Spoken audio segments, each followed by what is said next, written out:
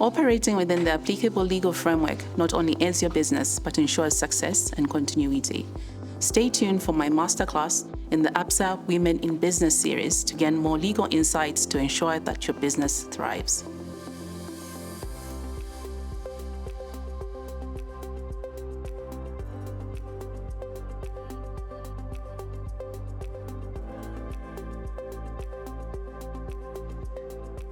Good afternoon, everybody, and welcome to today's masterclass. So glad to see so many of you online. Maybe just before we start, we'll just do some quick housekeeping rules, then we'll get into our introductions. So this afternoon, as always, I will be your host. My name is Vanji Lufungulo, the head of enterprise for women and youth. And today we have an exciting session looking at all things business law related. But as we start the session, just some housekeeping rules. So we kindly request that you keep your mic and your camera off for the duration of the presentation.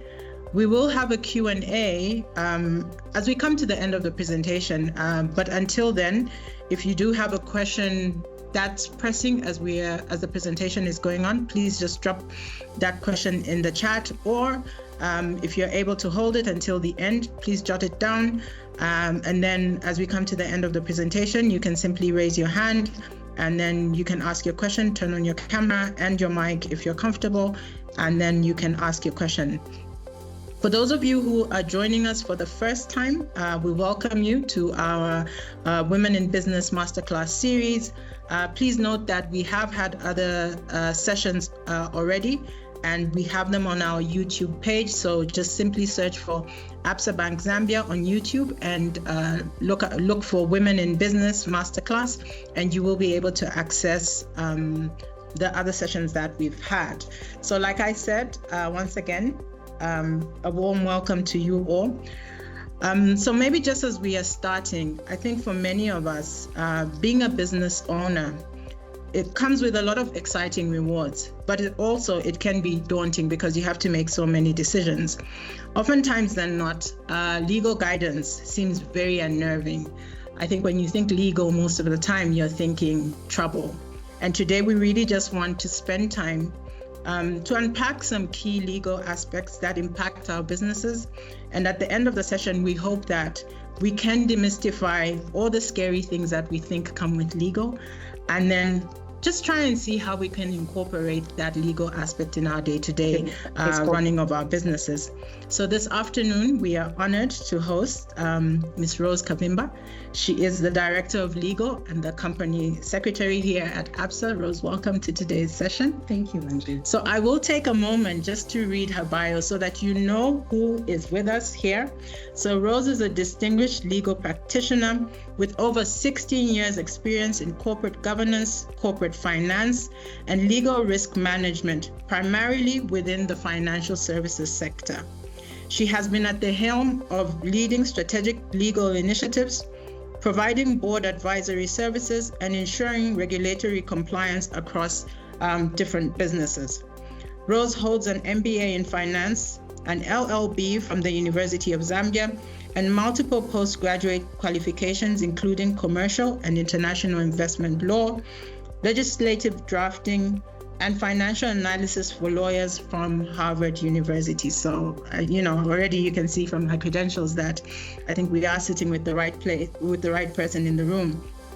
She is a member of the Law Association of Zambia and the Chartered Institute of Arbitrators, and plays a pivotal role in shaping Zambia's legal landscape. She serves on the Legal Practitioners Committee, which is a regulatory body overseeing legal practice standards and ethics, and chairs the Bankers Association of Zambia's Legal and Compliance Committee. In this capacity, she represents the banking sector on the Commercial Court Users Committee, advocating for legal reforms and streamlined judicial processes that support financial sector growth. Her leadership, obviously in the legal frame, is marked by a commitment to ethical governance, legal innovation and advancing the rule of law. So ladies and gentlemen, and I do believe we have some brave gentlemen here with us. We welcome you, brave gentlemen, to this session. I always say we always need to have gentlemen in the room. So for those of you who've joined, please pull in your friends just so that we can have a wider audience, because anything legal really is important. So Rose, once again, good afternoon to this masterclass session. We are really looking forward to hearing from you, to getting guidance from you on all things legal, but also just making sure that we are able to demystify some of the fears that we hold.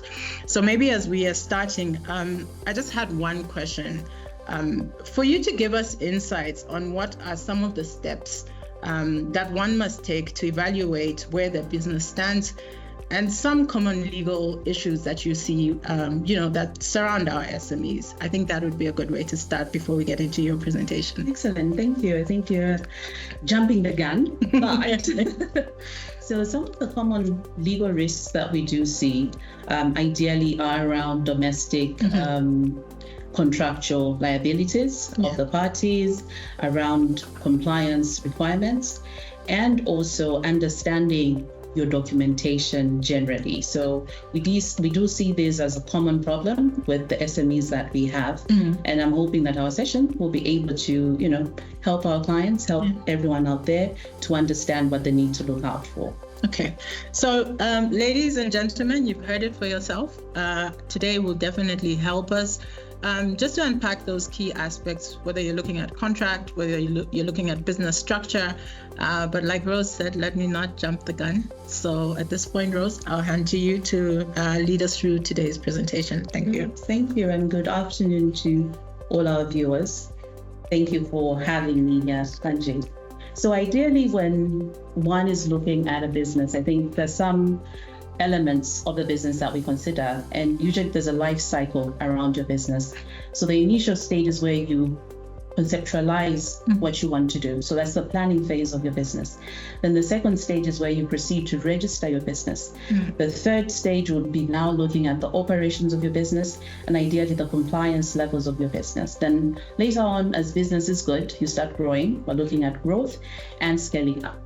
And ideally, we also look at diversification as well. And then lastly, some of the things that we need to consider for any business is how do you legally protect your business and how do you ensure sustainability for your business. Now, what we have seen is that at planning stage, there are certain things that ideally you need to look out for from a legal perspective. Obviously, from a business perspective, you would have done your research, you know what you're looking at, but some of the things that you really need to consider are the business structure that you want to adopt for your business. So this is before you even go into register. I hope we all know where we need to register our businesses, right? We register at the Patents and Companies Registry Office, PACRA. So before you even proceed to PACRA, you need to decide what sort of structure your business will take. And this is the legal structure that your business will take. So it's important for you to decide on the structure as it has certain implications on you as an individual and on your business overall. So you could have a sole partnership. This is where only you are running the business. So it's your name, you're in charge. Basically, everything you say goes. But there are certain risks with such a structure. You'd find that you don't have the legal protection that other structures would give you. So in a sole proprietorship, you are the one in charge, but also you're the one who's liable as an individual for all the risks that your business has, especially the legal ones.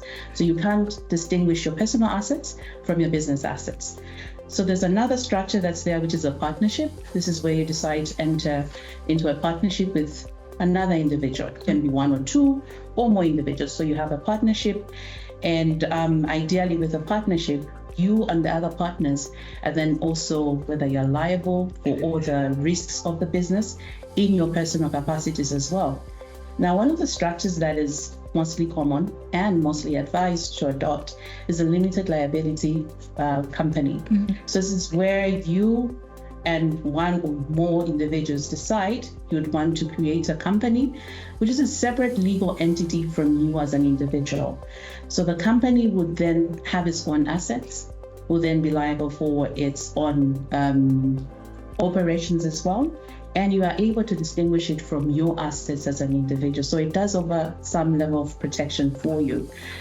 And I think apart from the business structure, some of the key legal elements that you need to consider as well is your business name. What name are you going to adopt for your business? And ideally, your name should be cleared by PACRA, and the certain considerations that PACRA will take into account before it can grant you clearance or approval. And some of the other things you need to consider as well are founders' agreements.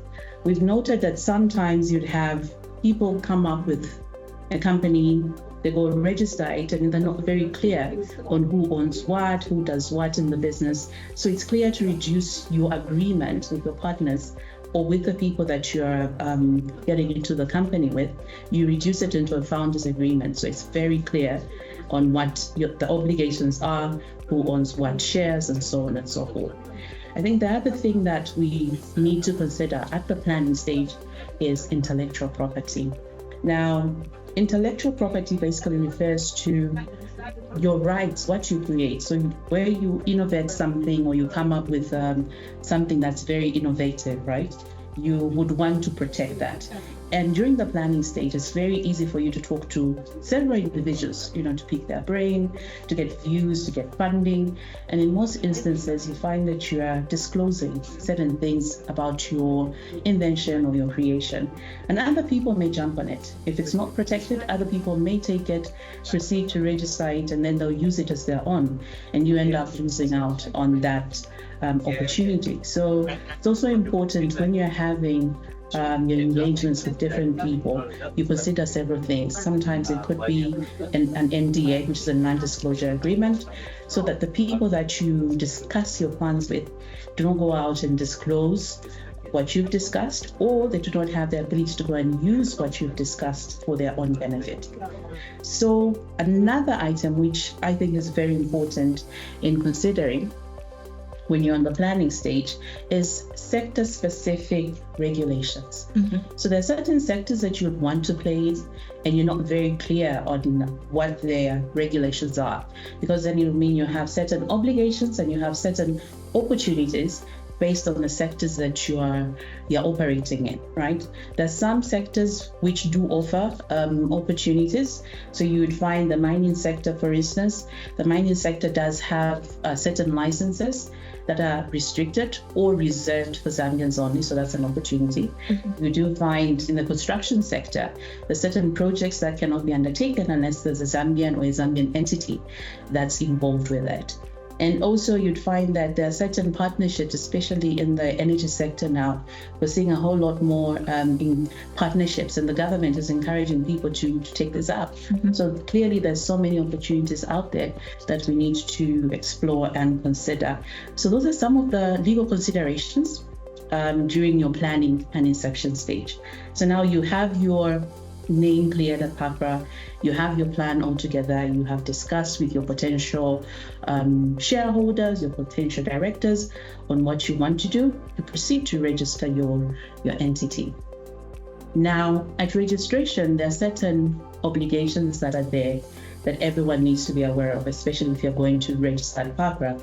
So at PACRA, you need to ensure that your company is fully registered at the Patents and Companies Registry Office. There are certain requirements from a shareholder perspective and also from a director's perspective. And it's important that your shareholders know what their rights are. They should know what their obligations are by taking up that role. In a similar manner, directors should know what their rights are and what their obligations. I mean, there are certain obligations that do fall on directors that they fully need to align to and agree to, because sometimes you'd find non-compliance can lead to certain penalties that would impact the directors and the shareholders as well. And I think another item that we need to consider, especially from a PACRA perspective when you're registering your company, is who the ultimate beneficial owner is. So for a business, control is everything. And at PACRA, they want to know who owns the business or who controls the business. You would find there are instances where you have certain individuals registered at PACRA, but they don't have the control over the company. They're not the ultimate decision makers. And what PACRA needs to know is who are the decision makers, who is in control. So as you're setting up your company, you have a duty to make sure you disclose on who the ultimate beneficial owner is. And I think another item that needs to be clearly stated is around your obligations under the Zambia Revenue Authority. Ideally, for a company, you need to make sure that you are complying with all the regulations, especially the tax regulations. So one of the requirements under ZRA is the registration of a taxpayer identification number. And this is what we call the TPIN. Mm-hmm. Now, at PAGRA, after you're done with your registration, you should then proceed to also register with the ZRA. Now, you need a TPIN for nearly everything in Zambia right now. So Zambia is going e-commerce. And if you're a business, what identifies you, apart from your company registration number, is your TPIN number. So you'd find that when you're coming to open a bank account, we would ask you to give us your TPIN number. Without a TPIN number, you are unable to operate a bank account. So it's very important that a company does have that.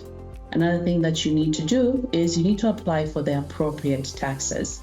So depending on the sector that you're in or the industry that you're playing in, you need to know what the applicable taxes are and which ones you need to apply for. So that is very important. And I think one of the really important things that we need to apply for is a TCC. This is a tax clearance certificate. And I think we're all aware there have been new regulations in the income tax space. And now an individual can transact cross-border transactions. However, if you don't have a valid TCC, that's a tax compliance certificate, then there'll be withholding tax that will be applied to that. So you need to make sure that you have a valid TCC. Then other things that ideally you need to consider as well, licensing and regulatory clearances. So this is dependent on the sector that you're in. You probably find you're in medicine, you're opening up a pharmacy somewhere. Who is your regulatory authority? Who do you need to license with? So you need to make sure that you consider all the regulatory authorities that will be applicable to you, and you proceed to undertake the correct and appropriate registration from that sector. Okay, so now our company is fully registered. We've gone to ZRA, we have our TPIN, we have our TCC, we've gone to other regulators applicable in our space. We start to operate. However, as we're operating, I think some of the key legal risks that we have seen, especially from the banking sector, is the non-compliance with the laws that are applicable. And these laws vary, right? But I think one of the most common non-compliance measures are very basic things such as the non-filing of your annual returns. So you have individuals, you've opened your company 1 year, 2 years down the line, you're not filing your annual returns. You're not filing your tax returns. All these do have an impact on your business. Then you'd find that because of the non-compliance, there's several consequences that still come up. So we'll address those later. But the other common risk that we do see is around the employment sector. So we do see employment disputes arising.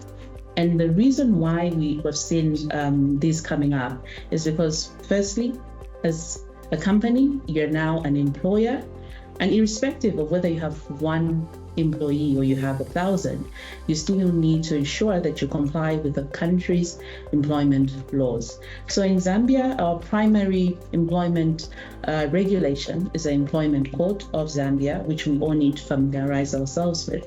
But then we also do have several pieces of legislation that may be applicable to us on the basis of the entity that we are operating. So another thing that really does come up from a legal perspective is your contractual liabilities. So you find you're a small company, you engage some suppliers, and you agree they'll supply you on particular dates, you pay them maybe after 30 days or so on. However, your terms and conditions for the supply of those services are not reduced into writing. And as a result, you'd find that later on when there's a dispute, you can't then come to a conclusion because you're not quite clear on what your contractual obligations are, or even your contractual rights. So it's important that you have very clear conditions for your contracts outlined. So some of the mitigation strategies that you can adopt: firstly, draft clear contracts. I do know that, people would be of the view that, listen, legal services are expensive and so on and so forth. However, it is important that you reduce your agreement into writing. And it helps, irrespective of whether you've had a lawyer with you or not. You can agree with your employee, put it down into writing, and that would then stand. Make sure you sign it, and so on and so forth. Now, I think I'll give a brief highlight on some of the clauses that you should have in your contract, irrespective of whether it's an employment contract, whether it's a contract with third-party suppliers or with your vendors, right? So ideally, your contract should clearly outline the scope of services that you're getting into. So it is very important that you outline what it is you're getting. If it's someone coming in to do your maintenance for your lawns, for your place, that should be clearly spelled out. Someone is coming through to conduct repairs on, minor issues on your property, that should be clearly spelled out in your contract. Then secondly, you also need to consider the tenure of your contract. How long is this contract for? Is it for 2 months? Is it for 3 months? Is it for a year? Be very clear on your start date and your end date. Another item that needs to be covered in your contract is a compensation.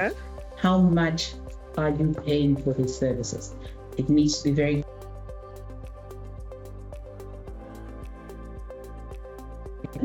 laid out in the contract. And then secondly, I think you also need to ensure that you include in your contracts what your rights are. You also include in your contract what your obligations are under the contract. That way we have very limited scope for error when it is quite clear for all the parties what is due and what they need to undertake. And another critical element that you need to consider in your contract is the dispute resolution. When you sign your contract, everyone's happy. I mean, we have very few areas of disagreement. But should you disagree down the line, maybe 3 or 5 years from now, you need to have agreed on how your dispute will be resolved. So your dispute resolution clause in your contract becomes quite critical. So that's something that we always need to make sure that we have. And another very relevant mitigation measure that you need to consider in your business is hiring legal counsel. It's important that you have someone who's trained and has practiced as a lawyer to review your contracts. In as much as you would reduce what you have agreed into writing, sometimes there's certain complex transactions or engagements that require a trained individual to have a look at them and to be able to advise you on whether this is appropriate, it's not. And I know right now, on the internet, there's so many things that you can even find a template of something. However, you'd probably discover that it's not applicable to your particular situation or scenario. So you have lawyers in Zambia, trained in Zambia, lawyers who understand the Zambian legal system and the nuances of the Zambian law, so they'll be able to advise you. And then lastly, around mitigation of this risk is to have regular compliance audits. Yes, your company may be small, but ideally you want to adopt a system of compliance. So irrespective of whether you're starting out or you're really being corporate, you need to have regular compliance audits to make sure that you're complying with the applicable regulations in the country, the regulations that are applicable to your business as an individual. Okay, so some of the other statutory compliance that we require to undertake during operations relate to tax. So under tax, whether you need to file your corporate tax, VAT, very important, pay as you earn. So your employee, as opposed to just paying your employees their basic pay, make sure that you're also paying what's due to the government. So pay the pay as you earn, pay your VAT for the suppliers, and pay your corporate tax. You need to be a responsible corporate entity. Then you also need to be aware of the filing deadlines and the penalties as well, because there are penalties for non-compliance. And that's something that your business cannot afford to have. So make sure you're aware whether you have to file your returns on the 10th or the 14th. Make sure you have a tracker that looks at that, so that even if the regulator were to come to you, you'd be able to demonstrate that, listen, I'm compliant, I do my filings, I pay my taxes, and everything is okay. So we did talk about the contracts as well. So make sure that with the labor laws, you are also being fully compliant. And with labor, you also need to make sure that if you have an employee, you are paying to the National Pension Authority, which is NAPSA, your employer and employee contributions of the NAPSA. I think my colleague Chimango had spoken about management of employees during her masterclass, and this is just to re-emphasize the importance of ensuring full compliance. There are very strict penalties for non-compliance, especially with NAPSA. You wouldn't want to get caught up with that. I think other requirements or obligations under the employment space would be your workers' compensation and your NEMA as well. It's important that you not only have, you're not only compliant, but you also have a healthy workforce. So NEMA is very important. And I think one area that as business owners, we need to be really alive to, especially if you're an SME.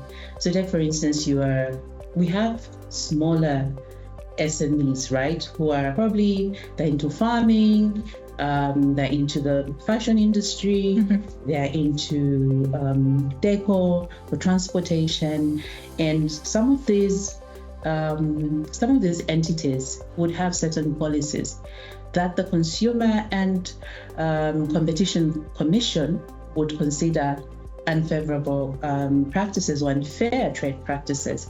So you need to be aware of which practices are allowed or are prohibited in Zambia. Luckily, our CCPC is very open and accommodating, and if you do have any queries, you can easily walk through to them, go to their offices, and they'll be able to guide around what's applicable for your segment. And some of the things that you also need to be alive to are consumer rights. Every consumer has rights. So please make sure that you're treating your clients fairly. In the event that you do not, you can be reported to the CCPC, and the penalties there as well are quite stringent and would not benefit your business at all. Okay. There are some cross-cutting legal obligations, irrespective of which segment you're in, that we thought is relevant to highlight.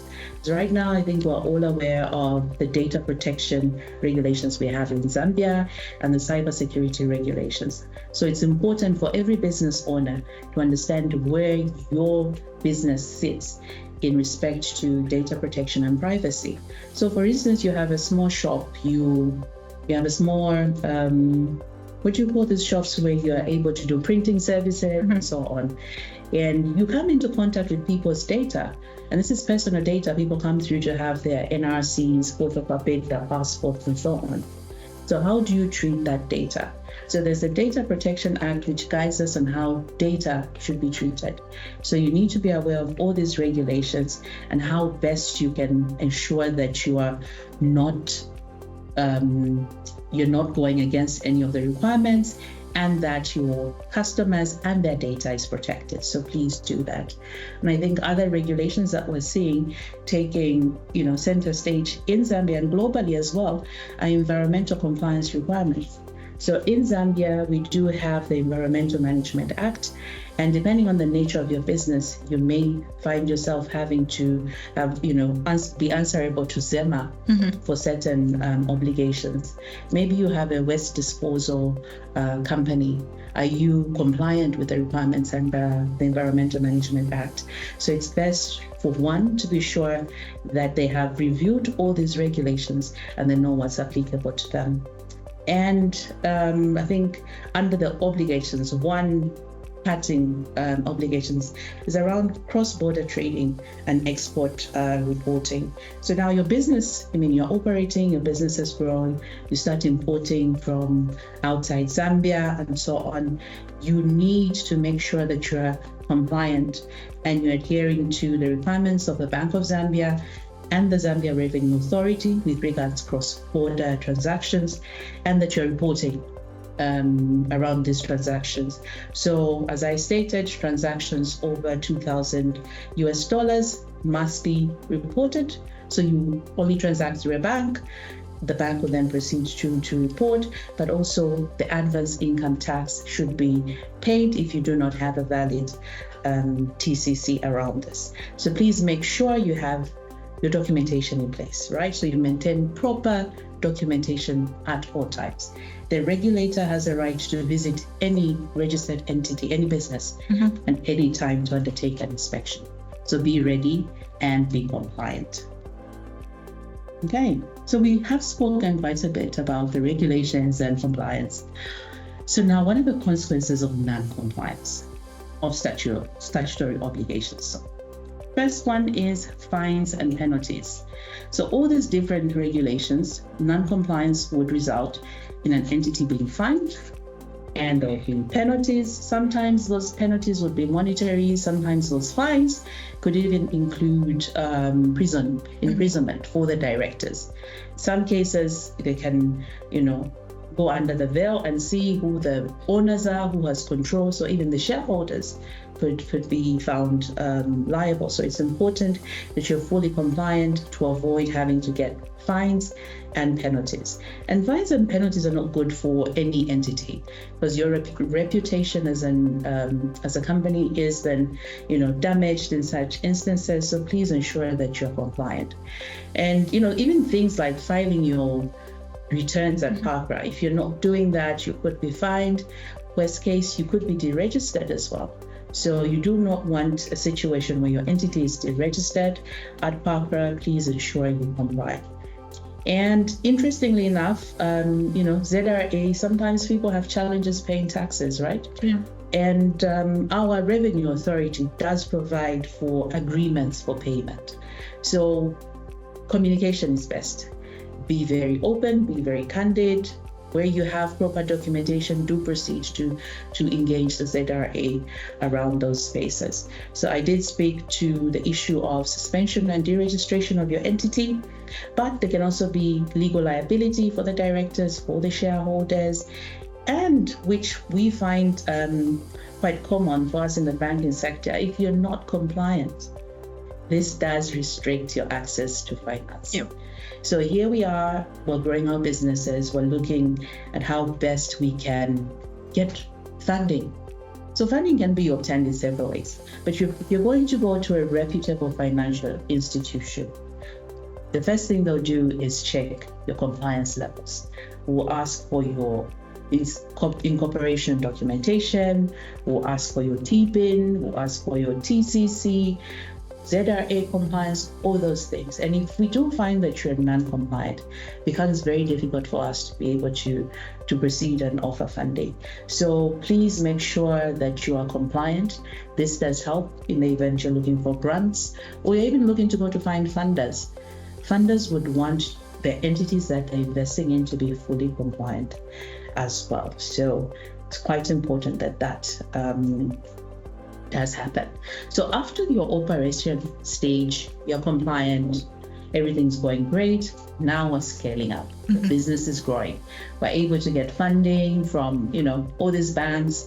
We're able to get funding from different partners. What are the different strategies that you employ to grow big and, further your success as an entity? So you'd look at partnerships, you'd look at joint ventures, you'd also look at franchising and licenses. And all these come with their own rights and obligations. And it's very important that you understand if you're going to go into a partnership with another entity, what are your obligations? What are the risks of doing that? From a legal perspective, it's merely understanding exactly what it is that you're getting into. As a business, if you're getting into a joint venture, how do you share your liabilities? By joining another entity, are you then taking on their risks and their liabilities? So it's very important that you look at these things and that your agreements clearly outline what your intentions are. So if your intention is only to partner for a short period, your contract should make it very clear. If your intention is maybe to use someone's franchise or someone's business. Take, for instance, you like a certain business outside Zambia and you want to bring it in Zambia and you want to be the face of that business. You're then franchising it. And what are you paying? Are you paying royalties? What are the taxes that are due from a franchise engagement? So you need to be very clear and know the areas that you're playing in. And some of the legal requirements around that would be your IP protection. We did talk about intellectual property protection earlier on.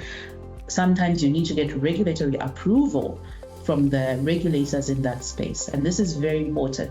You can proceed to conduct business in a certain space, but if you don't have regulatory approval, it means you're breaching the law, and they can come after you, they can come after your assets, depending on your business structure. So it's important to make sure that you have the right regulatory approvals, and ideally to identify the right regulators for your space.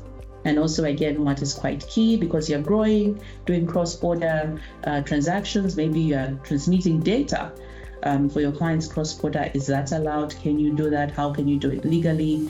So you need to make sure you're fully aware of what the requirements are. Now, post the scaling up of your business has really grown at this stage. You're making decent returns. What can you do? So ideally, you're looking at a sustainable business, a business for the long term. So from a legal perspective, how can you protect your business? So there are some risk management measures that can be implemented, including insurance. So this is where now you have your business insurance, you look at limiting liability in certain instances. You're also looking at property, whether it's property protection, acquisition of property. How can you do that as a business? Then you also have to consider the risk resolution mechanisms that you're putting into place. So in the event, like once again, if there's a dispute, how do we resolve it? And one of the critical areas of ensuring sustainability is around governance. So any business that you have, you should at the very least have a proper governance structure. So when we look at governance, we're looking at decision making really. Who do you have who's making the decisions? Do you have a structure in place? Do you have directors in place? Who has authority to do what? It should be made quite clear who has authority to make the decisions. You have policies that would support your business. You have policies that are in line with the sector that you're in. Take, for instance, if you're in the mining sector, do you have adequate policies in that space that would ensure your compliance with the mining regulations that are there? Do you have internal controls? Do you have audits? So all these are things that you need to think about. But ideally, because the business is growing, and you're also planning on success. But if it's a small business, I mean, it's just you and your spouse or you and your siblings, you have a small business, what happens in the event that you die? Not only are you the shareholder, but you're a director in the business. What happens to your shares in the event that you die? So it's quite important that you have those discussions, but you reduce your intentions into a legally binding document. So if you have shares, ensure that you have a will in place. Whatever property you have, really ensure that you have a will in place that will talk to how your estate will be managed in the event of your demise. So you can hand over shares to someone in your will. You can leave instructions that should I die, my shares in my company X should go to my children. You name the children, you name the beneficiary, you also name the executors of that. Another alternative is to have a trust, so that the trust would then manage all the properties. So in Zambia, it's not as common to have trust, but it's something that we're seeing a lot more people are getting more interested in this space, but that's possible under the Zambian law. So these are just some of the areas we thought prudent to bring through. It's quite a bit, but I'm happy to take questions and see how best we can clarify areas of where need is. Thank you. Okay, thank you, Rose. And really, I think for me, there's so many aspects that you've touched on. I think I was literally scribbling throughout the presentation. And at this point, if you have just joined us, there's a lot that has been discussed. And we're hoping that for those of you who've been who've been online from the beginning or midway, you can put your question in the chat, or you can raise your hand and ask the question. But I think for me, as we're waiting for questions to come through, I was able to take down, I think, 4 or 5 points that I thought were really pertinent for today's discussion. I think some of those that stood out for me, firstly, the regulator can visit any business at any time. I mean, who knew that? I thought that regulator, if I'm a small business, then, the regulator will not visit me. But it's important to note that the regulator can actually come at any point. Intellectual property, the importance for us to actually guard our ideas. So even for family, and I actually wrote this when you were talking about an NDA, a non-disclosure agreement. If I have a business idea and I'm talking to my sister, if I'm thinking it's going to be a money-making idea, do I actually need to make her sign an NDA? Or I base it on trust because she's family. And I think these are some of the blurred lines that we have sometimes, because you think, well, it's family or she's my close friend. I'm literally going to unpack, all my brilliant ideas. And then the next time you see it and you're thinking, how could you? So a non-disclosure limited only to people we don't know, or is this also applicable to family? And maybe I'll pose that question as a start before I go back. I go back into the other 3 items that I was able to pick out. Okay, great. So your non-disclosure agreement is applicable to anyone you disclose it to. Mm-hmm. And in Zambia, it's not common. So small entities, is very highly uncommon for someone to indicate, please sign an NDA before we get into discussion. However, to protect your idea, you need that. An alternative to not signing an NDA would be to limit the information that you give out. But that means you also restrict the level of feedback that you're getting. So I guess you have to weigh the two. Do you want to be able to fully disclose your idea and get feedback, get new ideas added on? So yeah, it's a delicate balance. It's a delicate balance, but it's one that is really necessary. And I guess if you're looking at instances of going, especially to third parties, people who are not even in your immediate family circle, do consider getting a non-disclosure agreement. So at the very least, whatever you say is protected. Okay, and I think that's really, really important for me, that many a time we just sit and talk. We talk for days and not really realize the impact that this could actually have. The third one for me was clear contracts. And I think we did hear this in the previous masterclass. Let's ensure that the contracts are clear, the scope of work is outlined, the tenure, the compensation, the rights and obligations that are expected, as well as dispute resolution. So for me, I think that was really, really important. I'll take a pause now before I get to the last 2 that I have. We do have a question coming in from David Siwila. David, thank you so much for posing the question. David says, can a name of a business be registered as an IP? Deborah, I do see your hand and we'll come to you shortly, but maybe we can just get a response for Davy. Can a name of a business be registered as an IP? Thank you, David, for that question. So ideally what you're looking at is a trademark. So intellectual property does have several classes, different classes, and what you'll be looking at doing is trademarking your name. So it is possible to do that. I mean, you've had instances where certain names, let's take Coca-Cola, for instance. Mm-hmm. I would bet you $100 it's trademarked because no one else should be able to use that name. So it is possible to trademark a particular name. And I think one of the things that you need to be very clear about is the segment that you're trademarking it in. So if you're going to trademark it for, let's say, for instance, it's in the music class of trademarks that you're using, then you'd probably find that it can be considered in another class.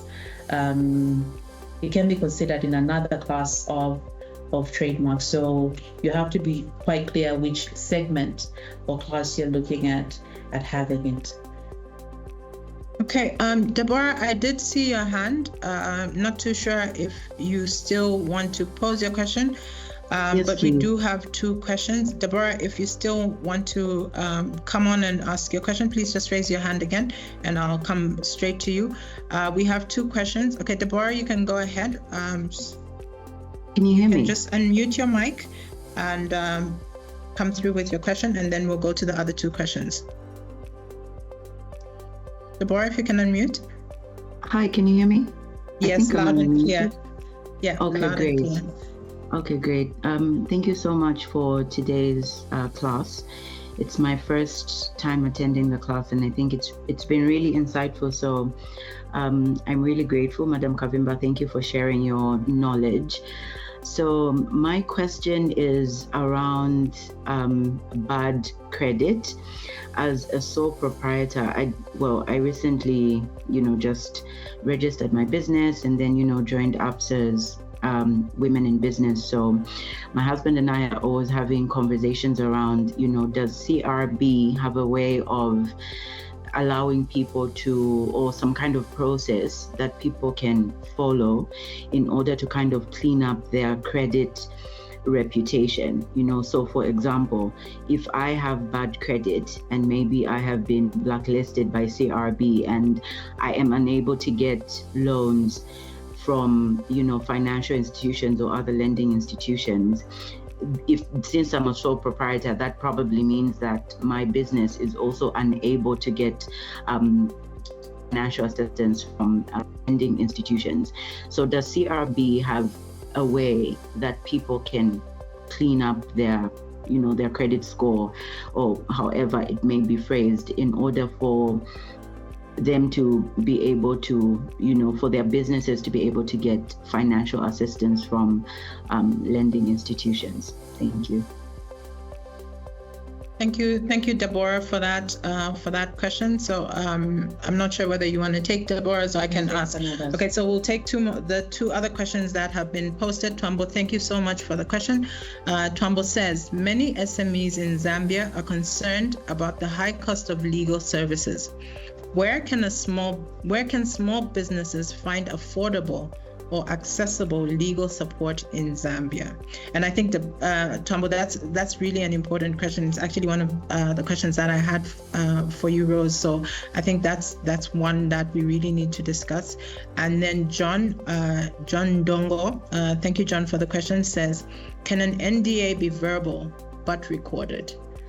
So I think that's also an interesting one. Can an NDA be verbal but recorded? So I think those would be the 3 questions that we have so far. Great, thank you. May I? Yes, please. I guess we'll start with the NDA. So an NDA can be verbal and recorded. Reason being that in Zambia we do recognize electronic communication. So you can record your agreement with an individual, and that would be acceptable in a court of law. However, you need to be very careful when recording, right? The other party needs to be aware that they're being recorded, and there need to be verbal consent as well for them to be recorded. So you can do that. Highly unusual, particularly with the cyber law now. Highly unusual, but it can be treated as electronic communication, and you can proceed to have it. But the best is always to reduce it into writing. Okay. That way, there's no ambiguity between what your rights are, what you're sharing, and even the limitations of the information that's being shared as well. So, okay. I'll move on to bad credit. So this is a very good one, Kate. And I think in Zambia we rarely recognize the importance of having good credit until you proceed to apply for a loan or get funding somewhere. Then you're told that from the Credit Reference Bureau, CRB, your name is listed there. So as I was stating, in Zambia, I think our credit is looked at from the Credit Reference Bureau, and it's it's not common for an individual to check what their credit rating is in Zambia. It's only until you proceed to apply for financing that you get a notification that actually you are listed at the CRB, and either you don't have credit or there was an issue with payment. So now, how can you clear your CRB listing? So ideally is to make sure that if there's any unpaid credit that is settled, you get a letter of clearance from the company or the entity where you owed that amount of money. Then post that, you go to CRB. CRB would then be able to issue you with the clearance. However, given the data retention requirements in Zambia, your name will still remain there. Even So after you've cleared it, will still show that, listen, you owe this money, but you've settled it. So it will show, there'll be an audit trail to show that, yes, you had bad credit, and yes, it has been cleared. Okay. So the bad credit rating would still remain there. That's why it's important to make sure that when you do borrow or enter into certain agreements, you adhere to the terms and conditions of that agreement, and that you do settle your obligations. But there are also instances where it could probably be a wrong or erroneous reporting. The CRB is very responsive to such instances, as long as you can show clearance, and if it is indeed a wrong reporting, they're able to correct that. But another item that I found interesting in that scenario, so where you as an individual have bad credit and your company is the one that's borrowing, ideally, because they'll also look at the directors, right? So that's why it's very important for you in your personal capacity to have good credit as well. In as much as the entity is a separate legal entity, it is still managed by individuals. So the directors will be screened. In some institutions, some sectors, say for instance, the banking and financial sector, they'll go as far as checking your fit and properness of an individual, of a director, before you can be approved to be appointed as a director.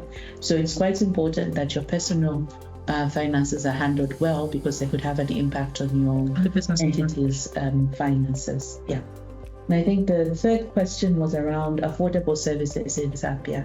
So I think to start off with, for the legal profession, we are regulated by the Law Association of Zambia, and we do have rates for different lawyers. So these rates, we do have a minimum set rate for the different lawyers, depending on your level of expertise and probably your number of years that you have at the bar. So then the rates would differ. So there's several lawyers in Zambia. We have quite a number of lawyers in Zambia. And if one is looking for a law firm that would be able to offer services, you can go through to the Law Association. They do have a directory of all the lawyers. And I think then you'd probably just then be able to state what you're looking for. You'll be assisted. But particularly for women, you'd find that there are a lot more foundations and a lot more entities that look at supporting women, even from a legal perspective. We do have the Legal Aid Clinic for women that does offer those services. But I think from a legal services perspective, there's so many lawyers out there that do have favorable rates. And remember, you're better off spending a bit of money to ensure compliance from the onset, as opposed to you having to pay for remedial compliance, because then the cost is higher. So do right at the very onset. Get a lawyer, get everything done in the right way, so then that your compliance costs are at minimum. You don't want a situation where things then do go wrong, that now you have to pay a bit more for those services. Okay, and thank you for that. I think for me that's so important, because like you rightfully said, so whether you're looking at contractual obligations or the guidance that you need within putting together your contract, having the legal advisory service from the onset actually makes it more cost effective in the long term. So please, let's make use of that directory that is at the Law Association of Zambia. It's important for us to know this information, because I didn't even know that there was a directory. So it's really good to know that the costs are tiered depending on the service that you require, so that at the end of the day it is affordable for everybody. And I think that's quite important. We do have 2 other questions that I'm going to read out. The first question is coming from Sandra Nawa. Sandra says, in the event that no will or trust was put in place, what happens to the business when the owner passes away? And I think that's really, really important from a continuity point of view or a risk management point of view. And then we also have another question from Mulenga that is linked to CRB. Mulenga says, does the CRB capture credit information from other informal credit sources such as village banks or mobile money loans? I think this is an interesting one, because we did touch on this in the previous masterclass, but it would be good to hear it from you again, Rose. And for example, can village banking members report a defaulter to CRB? It's very interesting. Yeah, particularly when you see, how village banking is growing, within the informal sector, if I can call it that. But also, just how do you protect? I think it's really coming down to protection of the members. So I'll hand to you, Rose. Great, thank you. So ideally with CRB, it should get its information from formal entities. Okay. So unless your village bank or the entity that's lending out the money is formally registered as a financial institution, it becomes a bit of a challenge. So with regards CRB listing as well, you should be, so you take for instance a furniture shop, right? So it's issuing out furniture on hire purchase.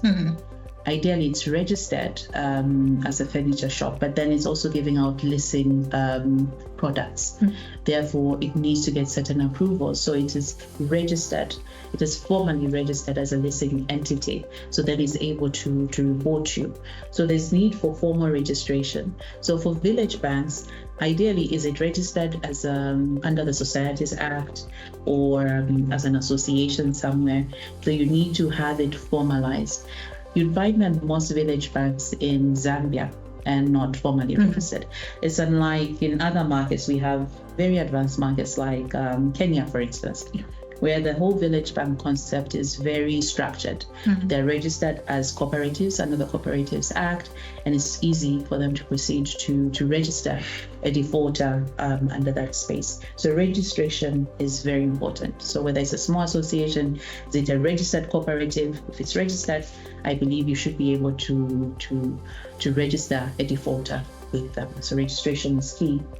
Then the first question was around succession, right? What happens when a business owner dies? So if you're a sole proprietor, right, you're the only one in the business. If you die, unfortunately, it means your business will die with you, where you haven't left a will, you haven't left a trust or instructions to that effect. Your business will not progress. Now, if it's a limited company, because it has a separate legal entity, if you as a business owner dies, there's continuity. The company can still continue to exist. Now, some of the things that you need to be cognizant of, a company at PACRA, you cannot have one director. Minimum is 2. And that's also for continuity purposes. So the PACRA does provide for a grace period within which you can appoint a new director in the event one dies or something happens. So you would have a grace period for that. Now, if you did not leave any will and you do die and you're a shareholder in a company, it means your shares will be treated as part of your estate. And this will then be decided under the Interstate Act in terms of distribution of your estate. So it's very important that you have a will, but it's also very important for succession planning purposes for an entity to insist. So if you have a company, it's important that they insist that the shareholders do have a very clear succession line in place where they outline what happens in the event that they die. Thank you for that. And I think it's really important because sometimes when we look at business, we think, well, it's pretty separate. It's a business, therefore, if there's any assets within the business or any shares, they remain within the business, but you can actually be able to pass this out. And I think that's where the importance of having a will really starts to come into play. I think it's still not a very common practice, if I must say, within Zambia. And I think that is the narrative that we need to start changing. How do we just make sure that we are actually starting to put our wills together, trusts together, even if you are a business, because, at the end of the day, it's very clear in terms of what happens, to your investment in that particular business and the succession thereafter. So I think for me, that is quite important.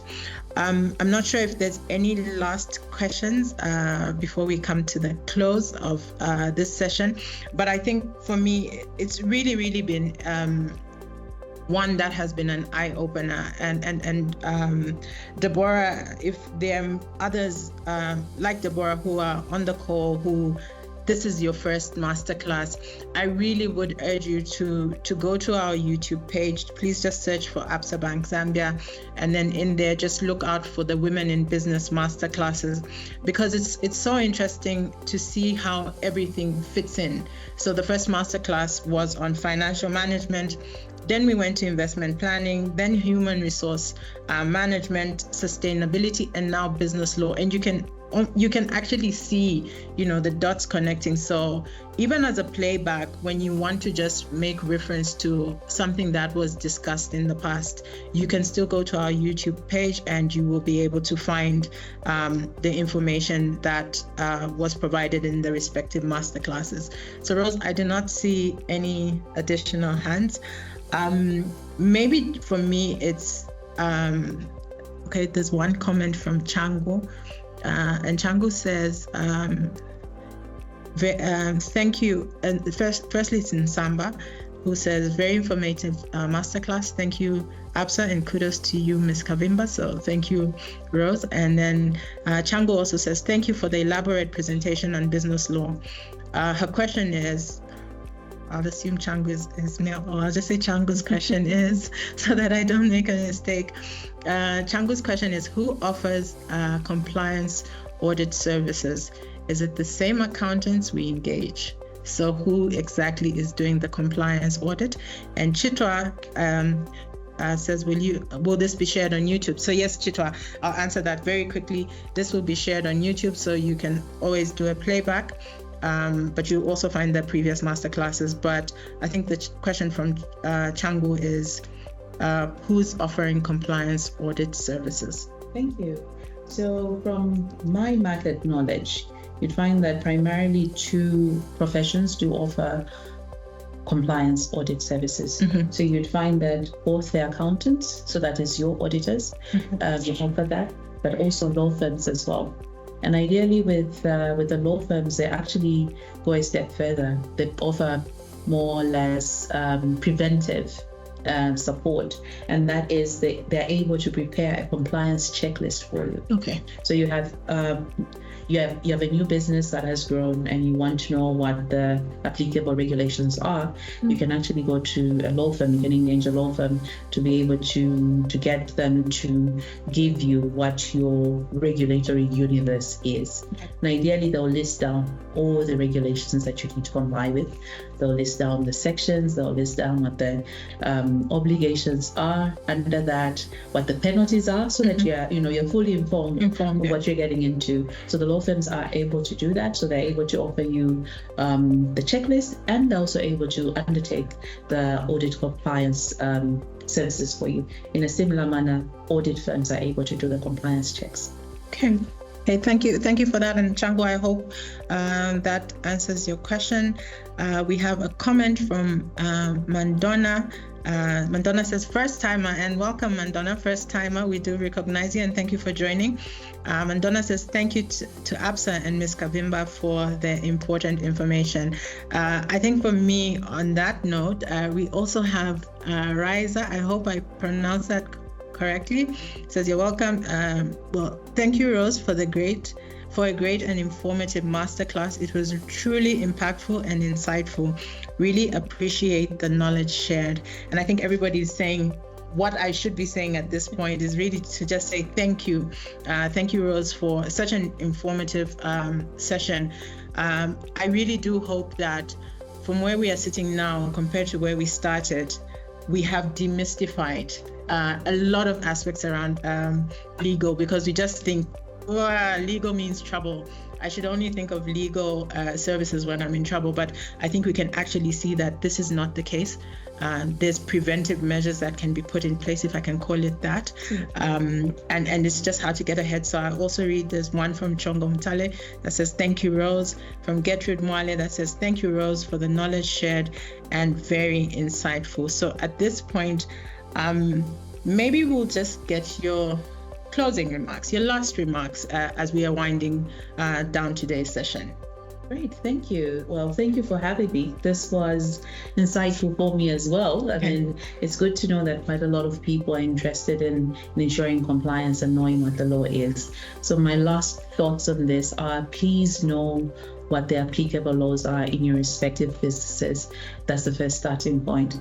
Get to know them, get to know how you can comply, and finally, ensure compliance. Okay, thank you. Thank you. So we do have two last comments from Sinikiwe. I hope I pronounced that correctly. Sinikiwe is a first timer as well. So welcome, Sinikiwe. She says, thank you so much, Rose, for very informative. Antoinette says, extremely insightful. Thanks, Rose and Manji. Esther says, thank you, Absa and Miss Kavimba. Insightful. When I think she's asking when she'd get part 2. So there's already an ask for part 2. So I think that's homework that we need to put on the table. Matilda says, very insightful session, Rose. Thank you. Charity says, thanks, Rose. Great insights and great presentation. Kalonga says whoop whoop, so I think that's a good thumbs up. So thank you. So I think all the thank yous are coming through. We cannot thank you enough. Ladies and gentlemen, I really hope that today's session really does help take your business to the next stage in terms of what needs to be done, what needs to be considered. I think for us as Absa, having these masterclasses is really just a way for us to give back and ensure that we are able to support your business growth, which is really important to us. So regardless of the stage that your business is in, we just want to make sure that we are here to support you every step of the way. And one way, as demonstrated, is business advisory service, which you are getting at absolutely no cost. So please make sure that as you're seeing the next masterclass invites, you're able to pull in as many people as possible.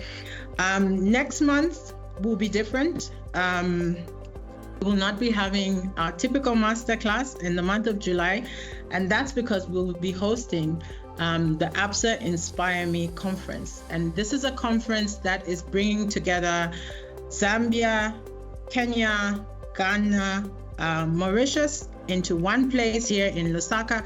So please just look out for conference details that will also allow you to join virtually and just get insights from other countries. So we are saying, when it comes to business information, how do we scale up? And I think for us, that's what we are doing for the month of July. So please be on the lookout. But for today, Rose, thank you once again. Yes. And to everybody that was able to join and take the time, we do say a big thank you coming from us as the Women in Business team. Chiseche, I do see you saying great presentation and thank you. Muila says great. Thanks, Rose, for the insightful session. Looking for part 2, so no pressure, Rose. Absolutely no pressure. But on that note, we will close today's session and just say thank you to everyone and have a blessed day. Thank you. Thanks.